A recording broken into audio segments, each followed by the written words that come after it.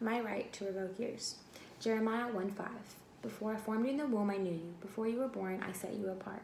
A life is a precious gift graciously handcrafted by God Himself in any form, whether it may be infidelity, rape, or decision. Though for 1 second, let's step aside from the matter of abortion itself. Whether you may be pro-life, pro-choice, or wondering in the gray area in between, let's talk about the American Revolution. Why or how could a history lesson relate to the grand debate of abortion?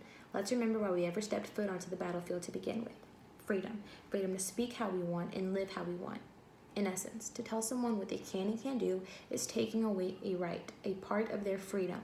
Here I will debunk some common arguments against abortion, not for the matter of the actual procedure, but for what we commonly turn to as justification: religion, quality of life, and the presumed dangers that come with aborting a child. Like myself, Christianity and various other religions are against abortion in itself, but pro-choice does not mean you will be aborting or supporting the abortion of a baby. Being pro-choice means you are for decision, for allowing another woman her own call and letting her exercise her right. You aren't suggesting, recommending, or even condemning the abortion, but mindfully acknowledging that it is someone else's life, situation, and in reality, in the end, their call. You to me, nor I to you, should ever be entitled to take away your say in anything, because when it's all said and done, we won't be living one another's lives. In case you haven't picked up on my argument, I myself would never get an abortion because it's my choice, it's my belief, and in any situation, I don't see myself playing God in the birth of any child's life. I am Christian, and though it may be my own belief, I will not force mine onto you or onto any other person. Once again, I will not play God in the selection of your choices and how to live your life.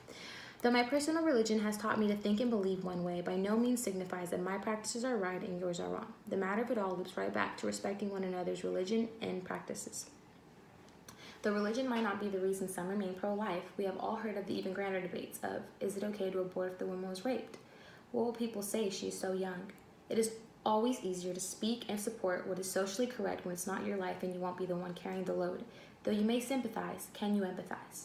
In some situations, women decide to abort due to a hardship or unfortunate situation in which she became impregnated because she was raped. She may have had a husband and then became forcefully pregnant, and now her and her husband will birth a baby that is not his, and even might be a reflection of a memory in her life she doesn't want to recall.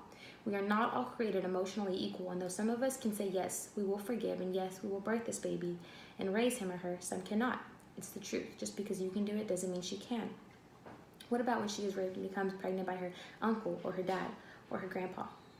You walk into an 8th grade classroom and see a girl sitting, roughly looking 7 months. In all honesty, think to yourself, as a natural human, what is your initial reaction or thought? Whether it may be, oh, poor girl, or I wonder how she got knocked up so young. Some wish not to be perceived as such, and though children are wonderful blessings, it is agreeable that a child will burden your journey through school and will affect your financial standings and potential career.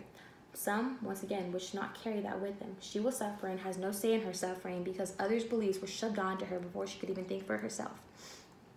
What about her safety? First and foremost, all surgical and even other types of procedures have possibilities of failure. If we're making abortion illegal because of its dangers, let me be the first to say that we should make heart transplants, kidney transplants, and even births themselves illegal. When performed by a trained professionalist, abortions are one of the safest procedures in medicine with a death rate of less than 0.01%. An estimated 68,000 women die from back alley abortions, which are typically turned to in places where abortion is illegal.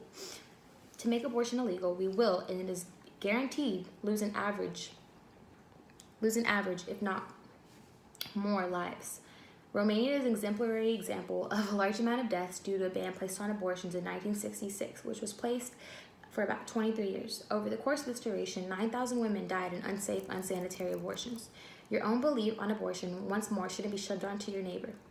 Let your stance be taken not by what you do make you find yourself compromised, but by the greater idea that as individuals we have rights that shouldn't be taken away based on others' opinions of the greater amount of people. If we were a country that ruled its people based on the largest religion, culture, beliefs, and opinions of the greater amount of people, would we truly be free to make our own choices? Or would I be limited and restricted to what the saturated religion of the country permits? Just because I am Christian and do not find it correct does not mean you have to think like me and also be revoked the right before even getting to decide. To conclude, pro-choice by no means signifies that you would go and get an abortion yourself or encourage the person next to you to follow through with the procedure, but simply respect another's decision to do so.